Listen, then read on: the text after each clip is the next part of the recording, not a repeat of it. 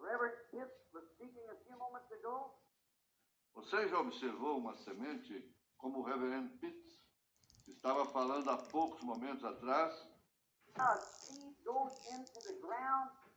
E como uma semente vai para o chão, Seeds are there in the ground.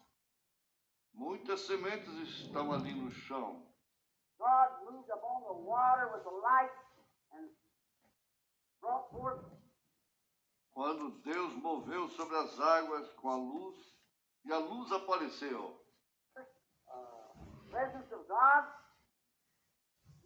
spoken light came by God's work. A primeira presença de Deus falou e a luz veio através da palavra de Deus. And God's word is the only thing that still brings light. E a palavra de Deus é a única que continua trazendo luz. And when the waters went back, the seed is already in the earth. E quando as águas voltaram, a semente já estava na terra e a luz somente trouxe as sementes. And the light only brought forth the seed that remained with germ in them. Que permaneciam como germe nelas, que Brought brotaram. forth. God making his creation. Deus fazendo sua criação. And now on Easter morning there was another light struck the earth when the Holy Spirit was given. E agora, na manhã de Páscoa, ali houve outra luz que atingiu a terra, quando o Espírito Santo foi dado. And it's given to bring life to those seeds that God by his foreknowledge knew that would be here on the earth. E ele foi dado para trazer aquelas sementes que Deus, por sua presciência, sabia que estaria aqui na terra. The first natural seed, he knows where the spiritual seed is. Europe, Ele conhecia a primeira semente natural. Ele sabe onde a semente espiritual está. and here right down on the earth. When God first brought the earth into existence, we are part. Seu corpo estava aqui bem na terra quando Deus primeiro trouxe a terra à existência. We were laying there. And by his foreknowledge, he knew exactly who would love him and who would serve him and who would not. Estávamos ali, e através de sua presciência ele sabia exatamente quem o amaria e quem o serviria e quem não. His foreknowledge tells that. If it doesn't, then he isn't God. He can't. Sua presciência diz, se não, então ele não é Deus. Be an infinite. If he's infinite, he knows all things. Ele não pode ser Deus sem ser infinito. E se ele é infinito, ele conhece todas as coisas. So you see people making their blunders. They stumble at it, they run at it, they think this and that. But it doesn't work right. We see it. But there is a working right. That's to find God's perfect will and stand in it. What God calls you for. Então você vê pessoas fazendo suas asneiras. Elas tropeçam nisto, elas correm nisto, e elas pensam isto e aquilo, mas isto não dá certo. Nós vemos isto, mas há um que dá certo. Isto é encontrar a vontade perfeita de Deus e se firmar nela para o que Deus te chamou. As Brother Jack said a few moments ago, about down here at the Persian Square, all the confusion, Como o irmão Jack disse há poucos momentos atrás, aqui embaixo na Persian Square, toda a confusão, one this way and one that way, and about the theologians and so forth, that you want to know some theology, go down there. um deste lado e outro daquele lado, e sobre os teólogos e assim por diante, se você deseja saber alguma teologia, desce até ali. I guess that's just about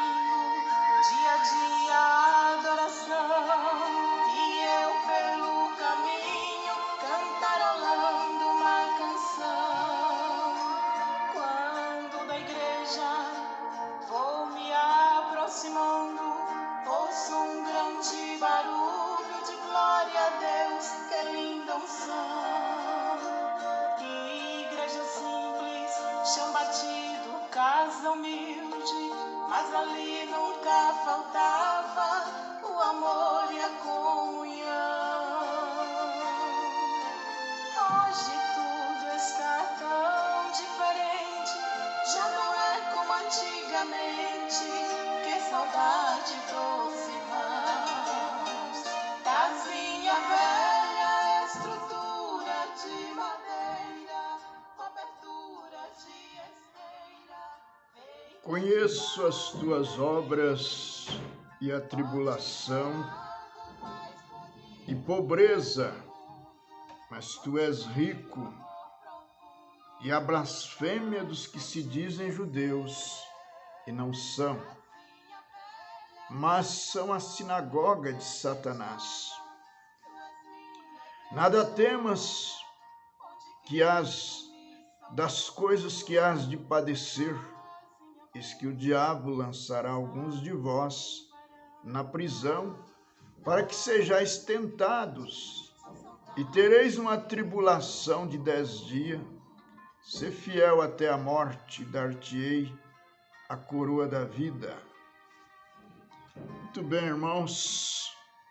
O profeta ele diz aqui no parágrafo 20 da mensagem à era de Esmirna, ele diz que Jesus anda como um pai cuidando de sua família.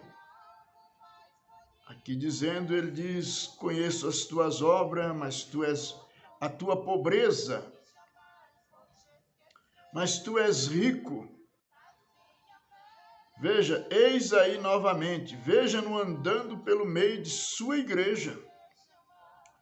Como um pai, ele está velando por sua família. Velando quer dizer cuidando.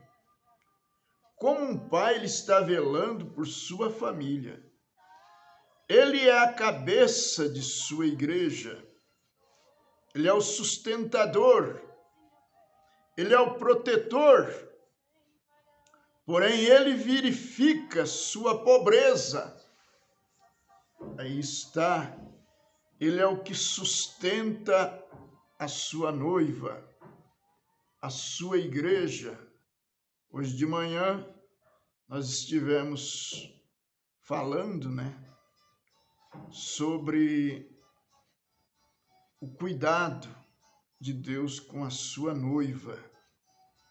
Ele é o que sustenta, que dá força.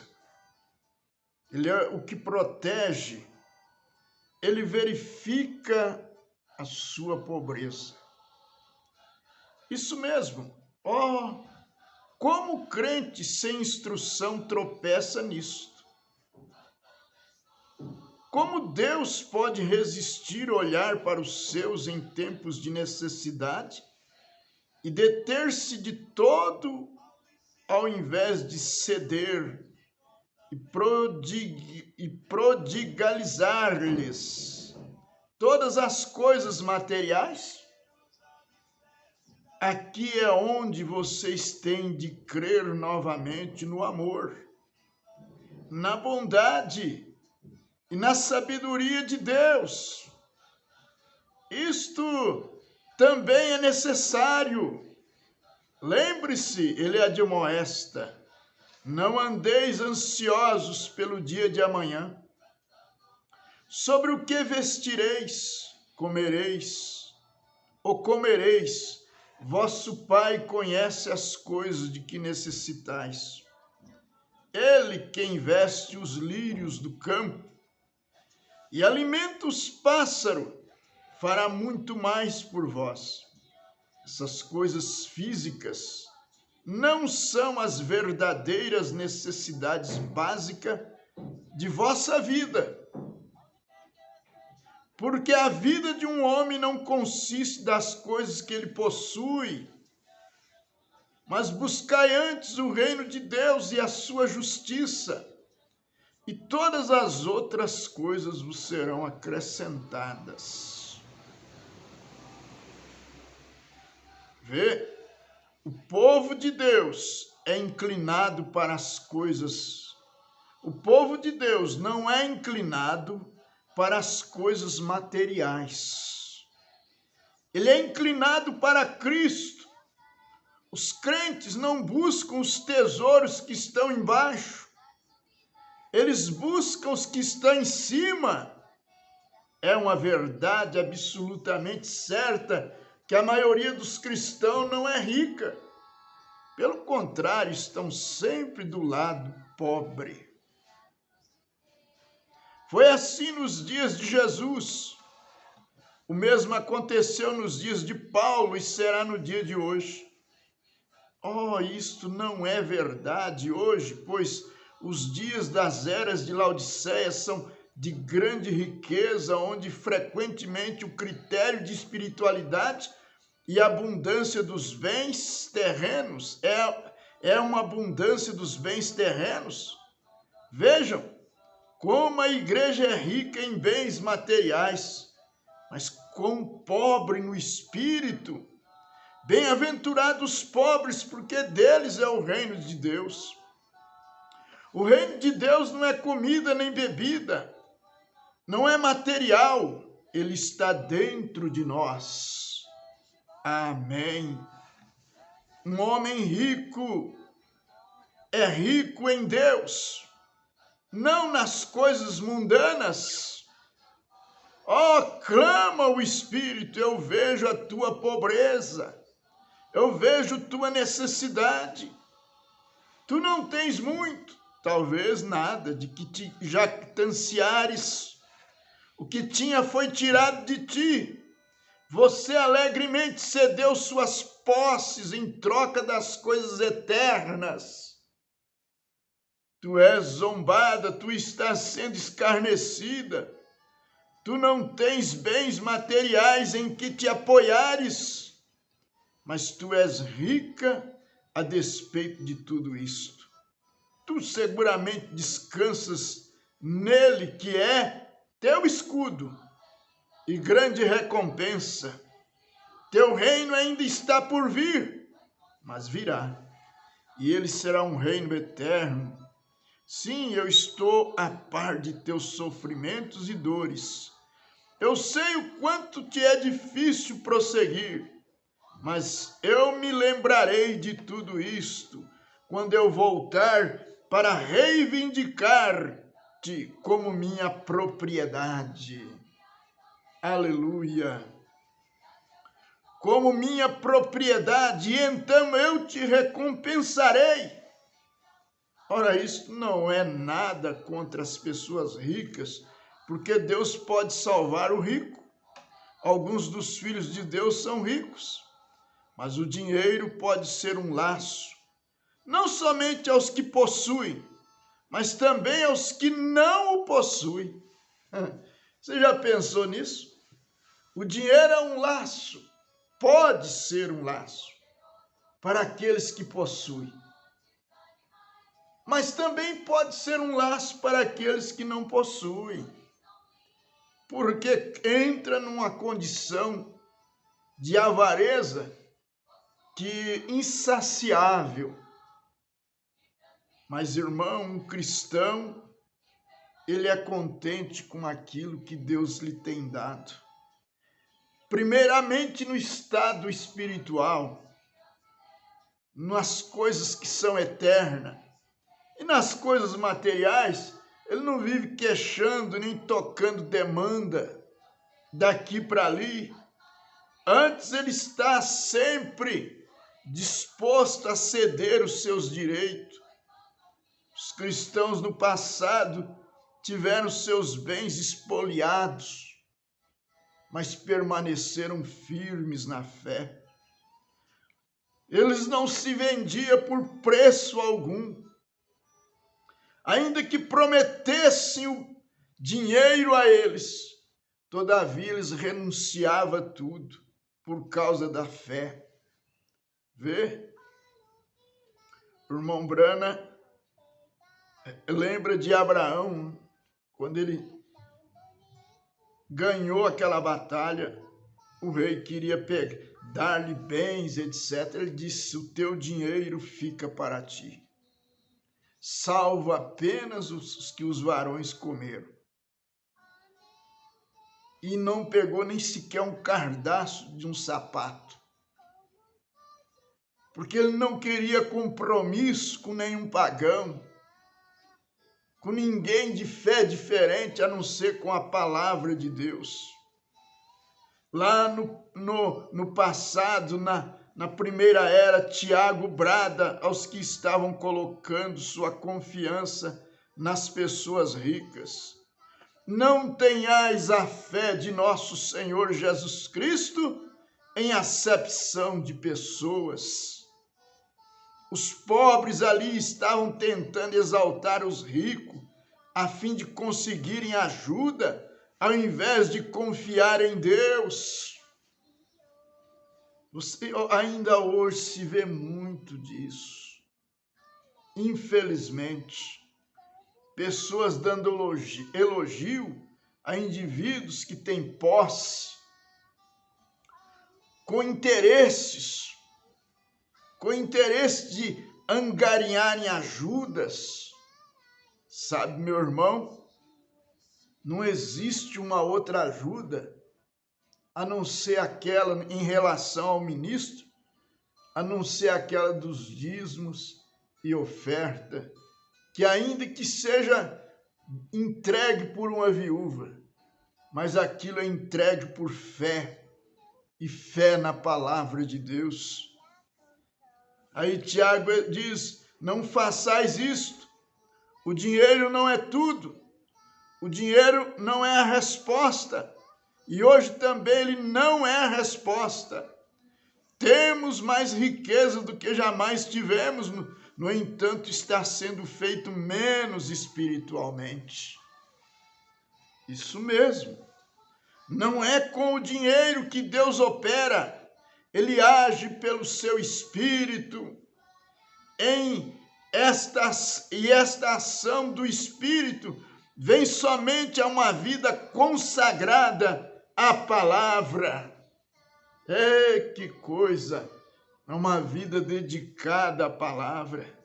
Isso não quer dizer que você vai ter dinheiro para aqui, para ali, para estar esbanjando. Não, Deus está me abençoando. Há muitos cheios de dinheiro que Deus não está no assunto.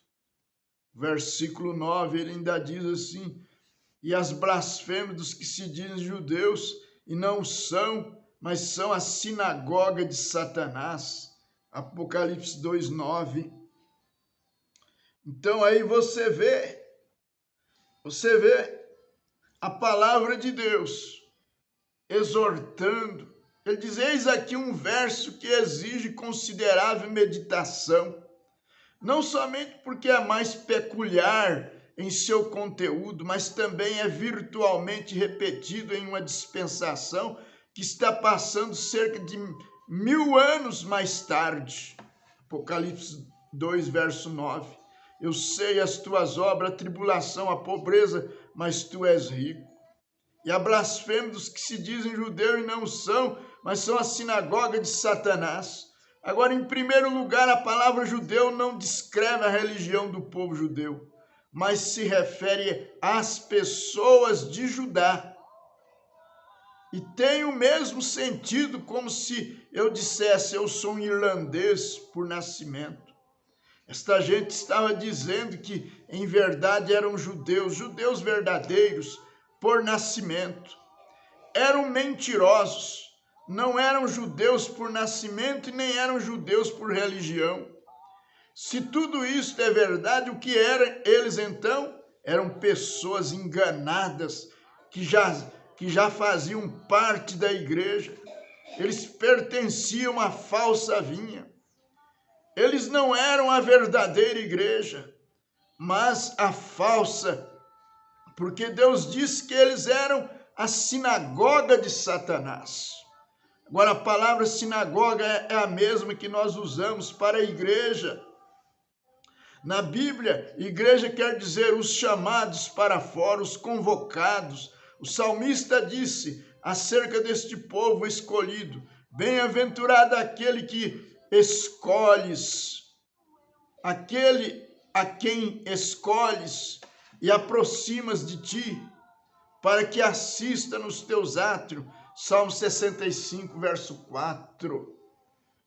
Mas o significado de sinagoga é assembleia ou junta, a qual pode ser boa ou má. Porém, neste caso era má, porque estes eram aqueles cuja assembleia não era de Deus, mas de si mesmos. Isaías disse acerca deles: eis que poderão vir a juntar-se, mas não será por mim. Quem se ajuntar contra ti cairá por amor de ti. Isaías 54, verso 15. E desde que esses estavam contra a verdadeira vinha, algum dia Deus os destruirá. Agora, por que é que temos uma gente misturada na estrutura da igreja que se estão chamando judeus? A razão é esta: sendo que eram mentirosos, podiam dizer o que queriam.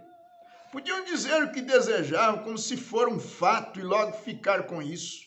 E neste caso, podiam estar mentindo com um pensamento muito poderoso na mente. Não é verdade que a igreja primitiva foi composta inteiramente de judeus, formando eles os membros originais de seu corpo? Os 12 apóstolos foram judeus. E os apóstolos que seguiram, se não foram judeus, foram prosélitos. Assim sendo, ao assegurar que eram judeus, lhes dava preeminência e um direito à originalidade. Diga você uma mentira, mantenha-se com isso. Não se intere da história nem dos fatos, somente diga-o e continue dizendo ao povo, e dentro de pouco o receberão. Notou isso? A pessoa está mentindo e aquilo vai se repetindo. E se você não for levantar os fatos, é isso que o profeta está dizendo, não for verificar os fatos, você acaba recebendo aquilo como verdade. Mas aquilo não quer dizer que é verdade, continua sendo uma mentira. Então veja bem, agora notou você agora ali? Não é esse o mesmo espírito que está na igreja hoje? Não há um grupo que diz que eles são a igreja verdadeira e original e que a salvação se encontra somente nela? Não dizem que tem as chaves do reino, as quais obtiveram de Pedro? Não dizem que Pedro foi seu primeiro papa, que ele radicou em Roma quando não há nenhum fato histórico para sustentá-lo? E mesmo seus membros de mais educação e conhecimento creem em suas mentiras. Sinagogas de Satanás. Se Satanás é seu pai, sendo o pai da mentira, então não é estranho que aqueles em sua sinagoga sejam mentirosos também. Isso mesmo, considerem o pensamento de blasfêmia. Estes da sinagoga de Satanás não estavam blasfemando de Deus nessa instância, embora isso passe sem ser dito, mas eles estavam blasfemando da verdadeira igreja. Certamente, assim como Caim perseguiu e matou Abel, porque ele, Caim, era do maligno, e assim como os seguidores judaicos mortos e formais, Jesus disse que eles pertenciam a seu pai, o diabo. Tentaram destruir os cristãos logo nos primeiros anos da primeira era. Agora este mesmo grupo, a falsa vinha, está ainda mais fortemente tentando destruir o verdadeiro crente na segunda era. Este espírito anticristo está crescendo. O grupo que avança pouco, vagarosamente percorre seu caminho para dentro da igreja pelas suas obras, dos nicolaítas. Não mais teme expor-se, mas abertamente se organiza em um grupo de suas próprias assembleias e vem contra a verdadeira igreja em uma hostilidade sem disfarce. Ora, quando eu digo que esta era uma igreja organizada anticristo, eu estou lhes dando a verdade da história, autenticada. A primeira igreja fundada em Roma traçaremos sua história na dispensação de Pérgamo, já tinha transformado a verdade de Deus em mentira, ao introduzir uma religião pagã com nomes e significados de cristão. A época da segunda dispensação era tão pagã, embora reivindicando-se ser a verdadeira igreja, que Policarpo, já bem avançado em idade, andou cerca de 2.400 quilômetros para pleitear com eles a que voltassem. Eles não fizeram isto. Eles tinham uma sólida hierarquia e uma sólida organização e um completo abandono pela palavra. Esta, pois, é a sinagoga de Satanás, cheia de blasfêmia, a qual já existia a semente da doutrina dos nicolaítas, que seria brevemente o verdadeiro assento ou poder da religião satânica. E isto é exatamente certo, pois em Apocalipse 2:9 não diz que este povo é da sinagoga de Satanás, mas diz que são a sinagoga de Satanás. Que Deus tenha misericórdia. O espírito do anticristo não é novo, isso não é algo que simplesmente chegou nas dispensações da igreja. Ele tem estado aqui durante todo o tempo para se ter uma compreensão clara de como ele age, como ele vai contra Deus e domina a igreja. Olhe ao Velho Testamento e veja-o ali. Examinemos este espírito manifesto em Israel quando ele saiu do Egito para ser a igreja no deserto. Irmãos, assim como a igreja primitiva começou sob o ministério puro do Espírito Santo, com sinais, maravilhas e manifestações tais como profecias, línguas, interpretações, sabedoria, conhecimento e cura, assim nos dias de Israel, quando deixaram o Egito, eles estavam sob a liderança do Espírito de Deus, manifestando dons. Deus era o líder do povo. Verdadeiramente ele era seu rei. Ele era um rei pai. Ele cuidou de Israel como um homem cuida de sua família. E ele os alimentou, combateu em suas batalhas, abrandou suas dificuldades e resolveu seus problemas. Ele simplesmente ocupou-se em cuidar deles. Eles eram a única nação para a qual ele era verdadeiramente Deus. Mas certo dia começaram a olhar ao redor e viram os filisteus e outros povos com reis sobre eles. Isto atraiu seu olhar e eles decidiram que deveria humanizar sua liderança. Por isso queriam um rei. Ora, Deus ia por si mesmo humanizar a liderança na pessoa do Senhor Jesus Cristo. Mas eles passaram adiante dele. Satanás conhecia o plano de Deus, por isso ele os colocou em seus corações para que passassem à frente de Deus, à frente da palavra. A liderança de Deus sempre foi por meio de um profeta. Isso mesmo. Mas o que os homens fizeram? Eles não quiseram mais a liderança de Deus e montaram um sistema pagão, segundo as suas ideias. Mas, irmãos, Deus tem vindo nesta era e tem restaurado novamente os ensinamentos proféticos. Israel tinha um líder e Deus regia a Israel por meio do profeta Samuel, mas um dia eles quiseram ser como o mundo, ter os seus líderes sem ser um profeta, e Deus os deu, eles rejeitaram um profeta ali, e é o que o mundo tem feito. O mundo não pode receber o ensinamento de um profeta agora, não, eles não suportam isso. Eles têm que ter um sistema próprio, umas ideias próprias, mas Deus tem vindo através de um mensageiro, e revelado sua palavra, e chamado-nos novamente para o ensinamento apostólico. Que Deus tenha misericórdia de cada santo nesta hora, que eles possam crer na palavra de Deus, tomar a mensagem de Deus em seus corações, em nome de Jesus Cristo. Que o Senhor te abençoe, no nome de Jesus, te dê saúde, cure a tua fé primeiramente, o teu espírito, a tua alma, e também te dê saúde no estado físico, em nome de Jesus Cristo. Amém. Irmãos, Deus vos abençoe. Nós fizemos esta gravação na parte da noite, para que amanhã de manhã a gente possa estar num culto fúnebre, com falecimento de uma irmã do Rio Bonito do Iguaçu, né?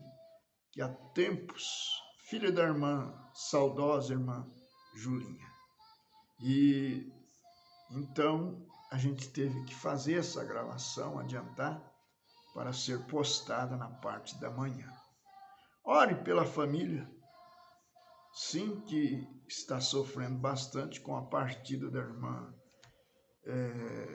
lá do Rio Bonito, né? Ela estava lá em Curitiba e faleceu lá. Eles trouxeram o corpo para ser sepultado aqui no Rio Bonito.